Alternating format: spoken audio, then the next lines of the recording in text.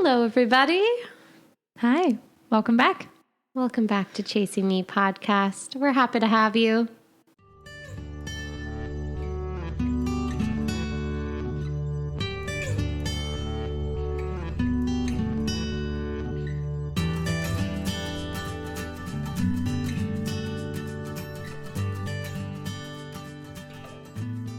We are so thankful that you're here. And this week's topic is limiting beliefs. Those troublesome little things that get in your head and get in the way of you being the best version of yourself and achieving the things that you want to achieve. So, yeah. All right, Alex. So I'm going to swing this one over to you this week. And please tell me a little bit about what you consider limiting beliefs and then maybe, how they impact you today. And Okay, definitely. I'm going to have to go to my notes to make sure I capture everything. But limiting beliefs to me are ingrained thoughts and beliefs that hold us back from reaching our full potential. So I really see that as those self-imposed barriers that create that negative mindset and that also hinder our growth. You know, at the end of the day, it limits us to achieve our ultimate success. And that's our belief system, right? Is if you have that negative belief, it's not going to let you move past your barriers that we create for ourselves. It really undermines our confidence. And it really also prevents us from taking the risks that are maybe necessary in life to get to where you want to go.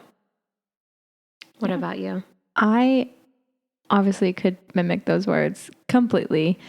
I think the risk taking is something that is interesting because kind of a little bit back to our topic last week of like being vulnerable, like life is more rich when you take risks and you can put yourself out there and you don't have these thoughts and ideas about who you are and the things that you have told yourself, not even sometimes what the world's told you, what you tell yourself that you can and cannot achieve. And I think that it's one of those things that is hard to get over sometimes, but I think by taking more risks, you can kind of break some of those.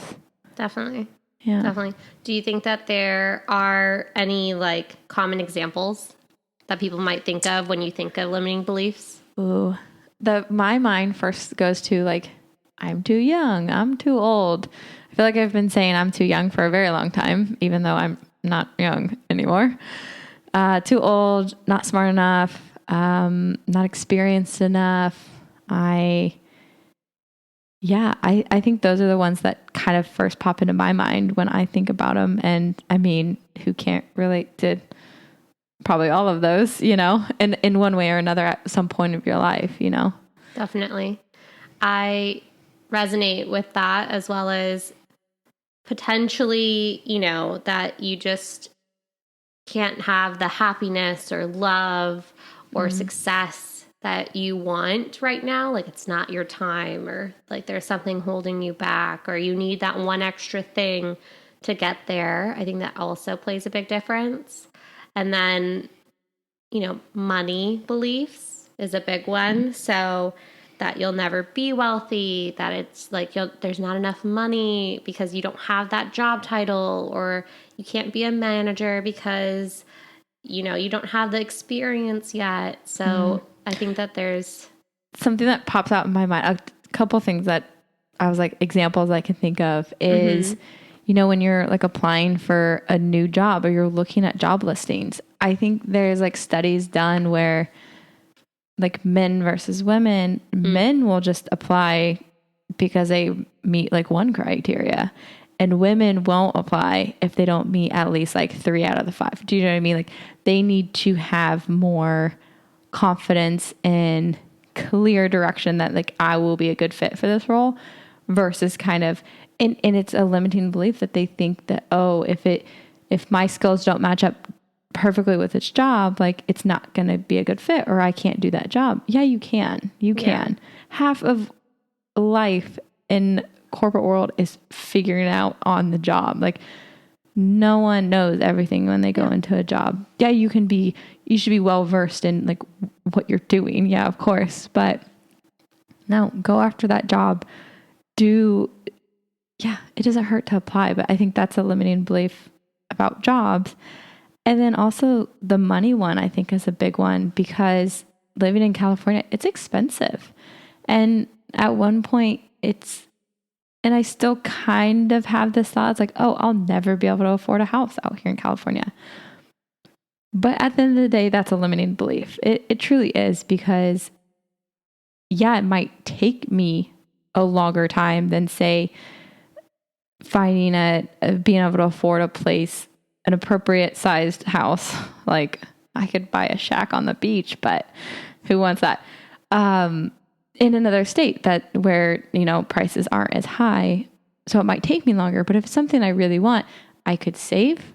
All I'd have to do is increase my income, which is really not that hard. It is not that hard. There's people who aren't as smart as us who have gone out and done it, and they're making 3-4 times as much as we are.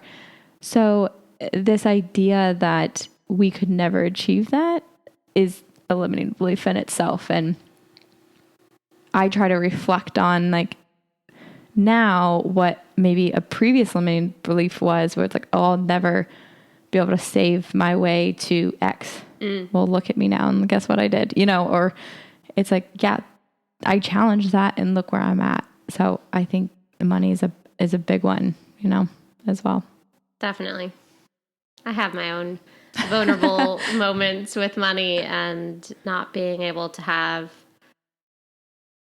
conversations and, self-awareness around it. I think it definitely is a hard one. But that's the thing. I know, Oh, I know. I am. The thing is, you just don't partake in the conversations. You're just like, money, la, la, la, la, la, la. Like you plug your ears. You're like, money, what? Money exists. Money's a thing. What? I like making money. Yeah. You're great at making money and you can be good with money. Yes. Your limiting belief is that you're just not good with your money. I feel like. Probably. I think it's There's getting something better, there. But yeah. I don't do enough journaling on that. That's for sure. You won't find that in her journal anywhere. Today we talked about money. That's not coming into my and we avoided again. No, I do think that there are like origins to these beliefs, these commonalities that we've been talking about. And with money, at least for me, it probably is more so either society conditioning and or childhood scenarios that might have influenced me being comfortable and vulnerable with people around it. And yeah, I don't think that I really know exactly a pinpoint moment. I think I don't like to be wrong. And I don't like being vulnerable in my like being wrong with money. And you have to. Like there's just no way around it. Like you have to like kind of fall a little bit in order to like get yourself to that next level. Because you'll never learn. Because it'll just never happen. You have to put yourself, risk a little bit of unknown to figure out and join those conversations when it's so uncomfortable. Very uncomfortable. But so that is what you tie the limiting belief towards money. I think so. Okay. I'm not, there might not be a direct correlation there. However, in my mind, this is where it stems from. I'm sure it's layered. Maybe this is only the second layer to it. Yeah. However, this is as far as I've gotten, and we will continue to grow.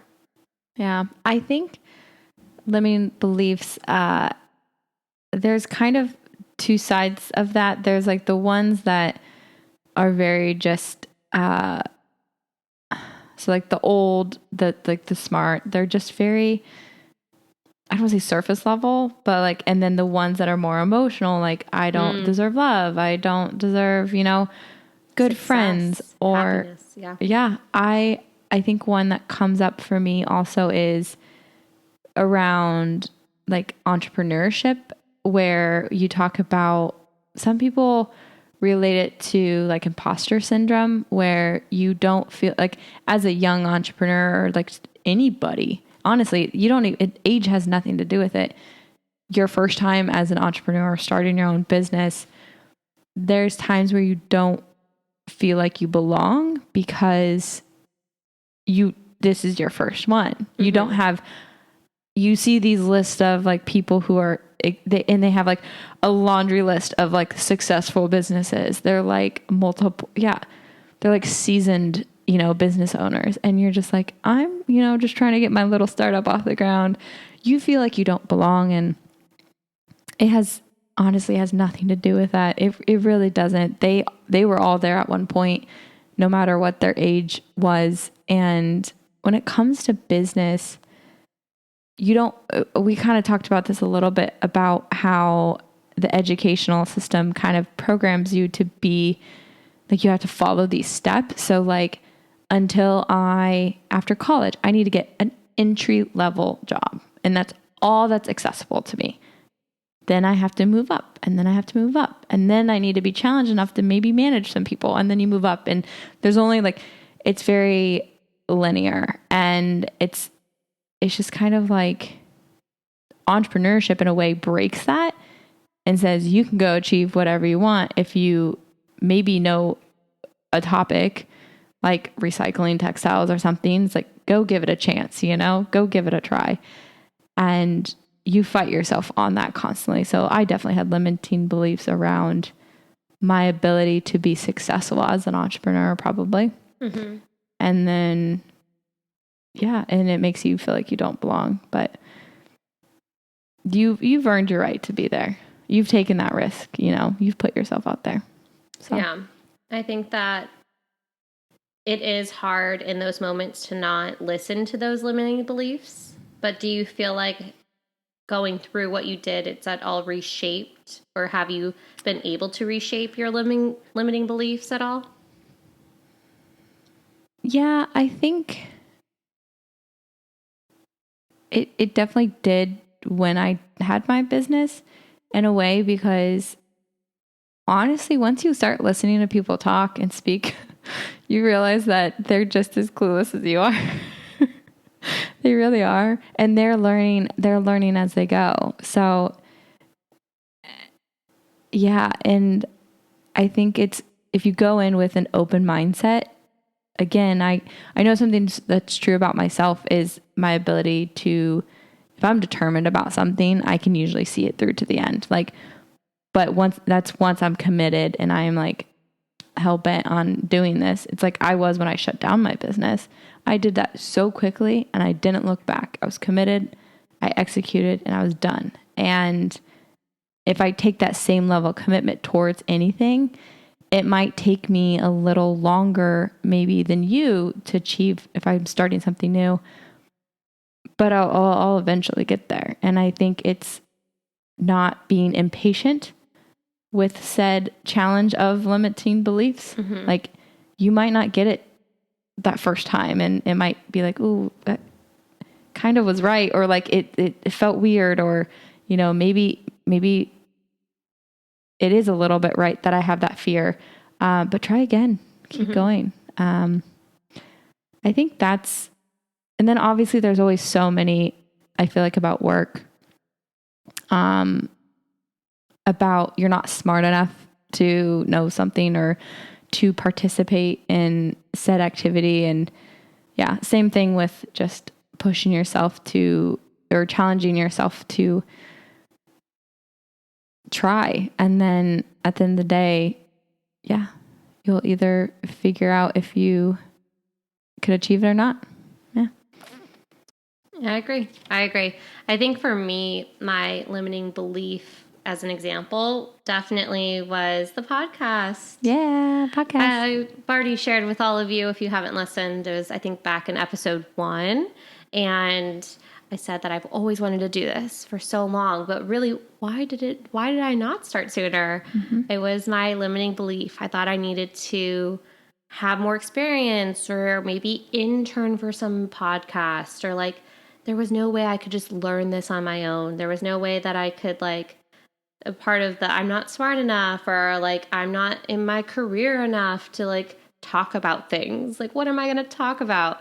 And, you know, I do want to say that I think it's all the right place and all the right time, because I feel like I've worked through other limiting beliefs in like personal ways that has allowed me to get to this moment right here where I was so dedicated to learn about it because she said yes. She's like, yes. I was like, okay, I'm going to run with this and we're just going to learn everything. And I got it. I got the setup. I got the audio. I got it all to work. I learned how to edit, and I've never been so proud. And every time we get a follower, I'm always like, that's great, because I'm so happy that like my editing is not going to waste. This is what I think of. I get so giddy. Even on like Instagram, I'm always like, ooh, we just gained another 10. It's fun to see, I think, the views on like YouTube, to see like, I looked at the views of like all the videos as like a aggregate, and I was like, oh, I don't think I know that many people. I was like, oh, interesting. I love it. I'm very excited. And yeah, so I think part of my limiting belief was that. And then by doing it and by challenging myself to like get through my self-doubt and get through all of the negative talks that I really have with myself, as well having Erica, because she is my support system, which is everything that you need when you're going and trying to do something scary and vulnerable. I think it's just getting that positive reinforcement of people being interested. Yeah. People wanting to listen, to follow you. And even if they don't listen every time, like, I don't know, it's nice. So thank you. Yeah. Thank you for helping us crush, or helping Alex crush her limiting belief. But I do have one more question before you move on. Yes. Sorry. Do you feel like what you learned from this experience can be applied, like this quote unquote limiting belief of maybe starting, I don't know what you would attach it to, which belief you would attach it to, but can it be applied to other things? Do you feel this urge to like take it and like multiply it? Yes and no. And the reason why is because it's very challenging to handle more than one limiting belief at the same time. Fair point. I think my mind can only handle one at a time until I get like better with it. And then I'll be like, oh yes, it's easy. It's second nature. I don't feel like I need to really like put too much thought into it. Then, of course, I should challenge myself again, add my next layer, add my next building block. But I think that what's nice about doing this is that this is the building block. These are the layers. Mm-hmm. Every episode that we talk about is making me more aware and making me confront my limiting beliefs of just, I think, the like foundation of what it is like that self-doubt is, right? I think we go through our ruts. Went through, I can't think of every episode, but so many, I feel like already, but not that many. Regardless, like we talk about a lot of things that I think mean a lot when it comes to, and are like the kind of tree branches in some ways to a limiting belief system or to your life goals, or right, like it's kind of all the same. Your limiting beliefs affect your life goals, how far you get, your successes through it all. And if you can't get through all these little branches, only part of your tree is going to feel flourished and look lovely, and then the other part is going to be dead. And you got to shine the light everywhere, and I'm learning to shine the light evenly. Oh, I like that. Thank you. As you were talking about analogies, there was this one that someone always talks about, and I don't know what experiment this is, but basically a researcher put a bunch of fleas in a jar. Okay. Or they put a bunch of fleas in a jar. And obviously, like, fleas have this enormous, like, jumping ability, whatever. Well, they put a lid on the jar, and they let them sit in there for a little bit. And then the baby fleas that were born because they were born with the lid on, once they opened the lid, they would only jump as high as the lid. And that it's like, I think that is so relative to a limiting belief, because like if you've never tried anything other than what you've done in the past, you're always going to believe that. And I think that's really powerful, because and that's also like taking risks and trying new things. Like, yeah, I'm not going to be a really good singer. Like I did some singing in like high school, if you can consider that even singing. Our Wildcat singers, if any of Frankfurt people are listening, I mean, back then we sang and danced like High School Musical, and we loved it. It was fun. Were we that great? I know I wasn't. Somehow I joined the team, or I got accepted on. But yeah, it's just like, it's also where you put your energy and effort. Like, yeah, could I be a better singer? Probably. But is that my priority? No. So it's understanding your priorities also.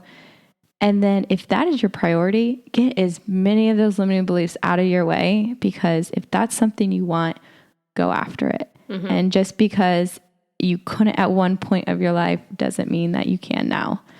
Yeah, it's a different season of person, different season of Alex, different season of America.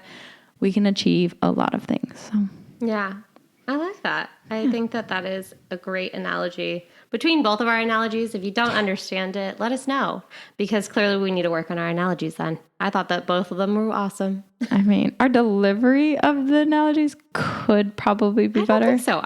I thought it was great. Okay. That's fine. It's my limiting belief. Clearly. I'm kidding. I have enough confidence in our analogies for the both of us. Yes.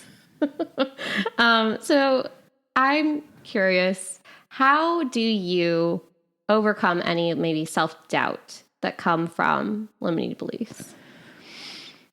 I could actually probably go research my way out of doubt or questioning or fear or risk towards something, because I am actually pretty good at researching topics. Like I love learning new things, and that's probably a fault of mine. I get introduced to something and then I just go and like learn so much about it. I'm like, oh, maybe I should do that. And like, I'm just so all over the place on like what I want to actually do, because I'm so intrigued by new knowledge, that I kind of, like we talked about last week with like the vulnerability thing. I feel like on some topics, I'm good at talking myself up to a point where it's like, what's the worst that could happen? Yeah. Like, is it as bad as you think it's going to be? And I think that goes to a lot of limiting beliefs, where if you risk and put yourself out there for, overcoming one, it can be scary, but yeah, what's the worst that can happen? You find out that you're better at singing than you thought you were, or you maybe know something, I don't know, about. Maybe you're just happy. Or maybe you're just because happy. you got to sing, and everyone else can just go. I'm such about like the tangible thing, and I love how you keep injecting these very emotional. I'm an emotional person. I am through and through. Yeah, it's just you forget about. Sometimes I'm too like technical, and I forget about those other like feelings, and that those themselves can be limiting beliefs. Yeah. So. Definitely. I don't know if I actually answered your doubt question, but it's okay. I have 5 things. Okay. I have 5 things for our beautiful audience and for you. How can you overcome your self-doubt? So the first, challenge your belief of self-doubt. Whatever that belief is in self-doubt, you should challenge it. Then be compassionate with yourself, right? Number 2, any self-doubt that you talk to yourself about, you're your harshest critic. You got to be compassionate. Number 3, just set realistic goals, right? If you set those realistic goals within that self-doubt and you realize that you can accomplish it, wow. It's that positive reinforcement. Thank you. Positive reinforcement that we all really love to see. And it's all about realistic goals. Don't overdo it. Number 4, surround yourself with beautiful, positive people. just like this one over here. And then number 5, tell yourself some positive affirmations and maybe meditate. You know, all of these 5 things really will bring you back, hopefully, out of self-doubt and overcome all of that specific limiting belief. Yeah. I love the one about positive reinforcement. It's the idea that if you see just a little bit of progress, sometimes that can keep you just going and just going. Like, you don't need to make a mound of a leap towards, fixing all your problems. Like you said, you can only handle one limiting belief at a time. At least I recognize it. Yeah. And I probably don't handle any of them at any time. So that is your limiting belief, that you don't even handle them. I don't agree with that. That's fair. Great. She's gonna take that and run with it. She's like, okay. I will. But I think the idea of like the compounding interest is really big. It's huge. And that's why they talk all the time about these small goals. Like, yeah, you have the goal, but then break it up into the finite-est little piece as you can to be able to get yourself like in that positive direction multiple times a day or a week or a month. And then before you know it, you're going to be there. But here's the thing is what I will say. It is mundane. It is the worst. It is not fun. It is everything that you don't want, right? But then when you look back a year later, you're like, oh my God, look how much I accomplished. But you had to do the mundane and you had to get through those like, I have to do that again today. Why? I remember being in school and I would always just be like, I don't want to. Like, and I was a good student, but I just like, someday you just don't want to.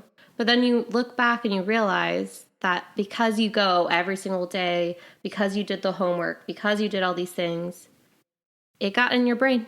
You're so much smarter for it. Like, that's the reason why you do it, is because, retention, it sticks. Like, the more you do something, it sticks. And everyone will learn something different from that same experience.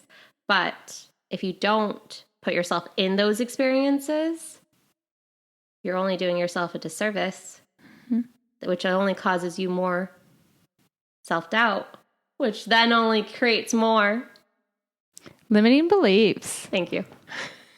It's a nasty hamster wheel to get on, though. It is. It is. I feel like that's a lot of these topics we talk about on the podcast. It's unfortunately they're all kind of connected in a way, and it's hard. Sometimes you have to be in like the correct mental space to stop, pinpoint that. Like, it's sometimes very hard to be like, I pinpoint this is my limiting belief, because we say them so naturally or like so subconsciously in my head. Like, I don't actually say I'm too young to handle that, or I'm too experienced, I'm too stupid to handle that. Yeah. No, you don't say it like that. You're just like, I don't have the confidence in my skills, my ability. Like, in that way, I'm saying I'm not smart enough. Yeah. So they disguise themselves and you get used to them, and yeah, they can be ugly. Yeah, I did a course, like a business course of things. Oh yeah, I remember. It's not really a business course. It was somebody who started their own business, digital nomad business, and they were selling their services and how you could also do this. And very, very big, this person really talked about the limiting beliefs, talked about your inner child, talked about moving past those barriers. And oh, wow, was it hard. It was not easy. And I remember thinking at that time, like, oh, I got this. Like, I'm going to be great. I'm going to be amazing. I was not. Spoiler alert. However, did it teach me the fundamentals and the building blocks? And did it allow me to have more awareness around it? Yes. And so that I thank it for. I wish, of course, like any other time when you look back at things, that I allowed myself to be more vulnerable with it so that I could grow. But external factors also got in the way of me being able to pursue it 100%. But majority was my own limiting beliefs of like, will people even want to give me their services. Like, that's weird to think about. Like, just go up to someone and be like, yeah, let me do operations for you, or whatever it was that I wanted to do for them. Because they'd be like, I assume people are gonna be like, oh, well, how long have you been doing them? Like, about 5 years, right? Like, it doesn't seem like enough, which goes back to that limiting belief of I'm too young to be where I need to be in order to give people services. Yeah. But did you ever think that someone was going to listen to your podcast? No, I didn't even think I was going to do a podcast ever. I mean, like, I did, See? but did I? No. Yeah. You know? Yeah. Something that was interesting that crossed my mind while you're speaking. One, I love that you had that experience and that you can reflect back on it. You're like, yeah, I wish I gave it a little bit more. So, and try to remember that, because sometimes we get caught up in our lives, and even the next time you get an opportunity, you still don't give it your all. Like, or not that you don't give it your all, but like you get distracted by your life. Like, I know you had a lot going on during that time of your life too. And it's like things get in the way and you don't maybe feel like you're giving it the energy and the effort that you wanted to, or you envisioned yourself giving and the outcome. So I applaud you for doing that, and try to take that with you into the next, venture and learning and applying there. But something that also resonated with me is that sometimes I feel like limiting beliefs, there's a potential need for them at a point of your life. So like they can protect you from some things at certain parts of your life, but you have to know when to let them go. Another analogy I had came across was like, say you're like walking in the woods and you come across this like lake or this river, and you have the canoe to get across the river. And then because you don't want to give up the canoe that helped you during that hard time of your life, or that hard journey across the river, you carry that canoe through the rest of the jungle. And what you realize after pain, suffering, just loss of time, all this kind of stuff, you should have just left the canoe right when you were done with it. And it's that same idea of sometimes they are useful in a way to protect us during certain parts of our lives, but you got to get rid of them. Say it was like childhood, like abusive parent, or like the way it's just like interactions between people. It was like a safety mechanism. You got to get rid of that though, because that might not be valuable to who you are today.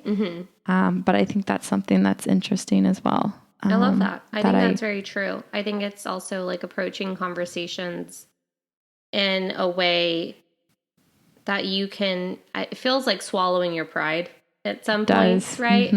And being able to be like, okay, well, I guess this is where we're at, and I think I would normally act this way, and I shall not this time.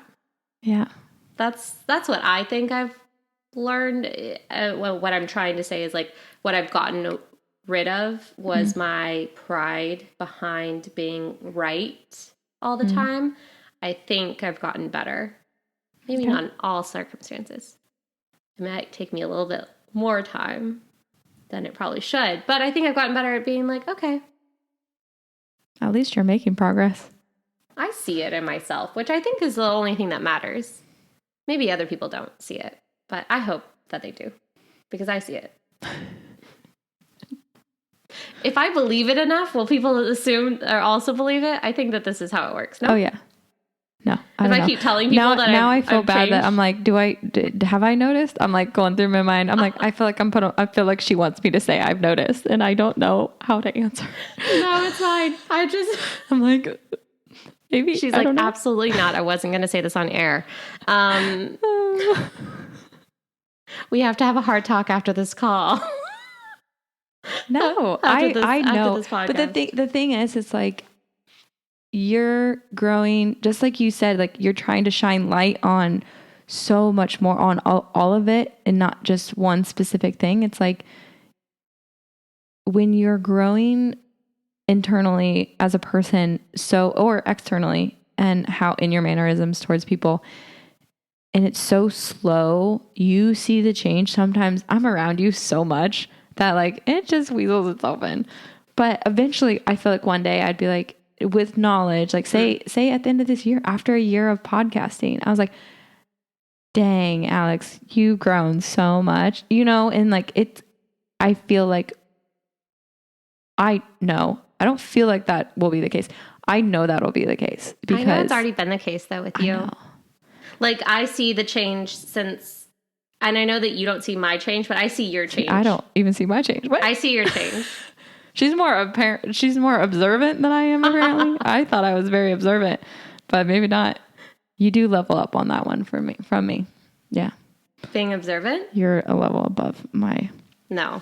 I'm emotional. I think that's just, for me, it goes hand in hand. I don't know if it's observance, but like, because I'm so emotionally in tune with other people, I can see and literally feel a difference with you, and even in your lows, like the way that you handle yourself, other people, your surroundings